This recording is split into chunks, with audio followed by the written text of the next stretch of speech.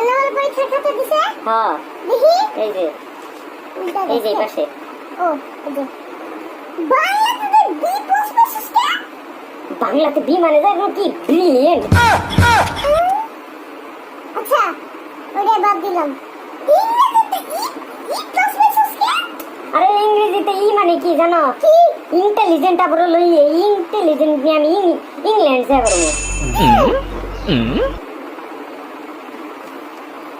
আচ্ছা ইংরেজি আর বাংলা ব্যাপারটা রাখলাম। গণিতে তুই ডি পছপছিস কে?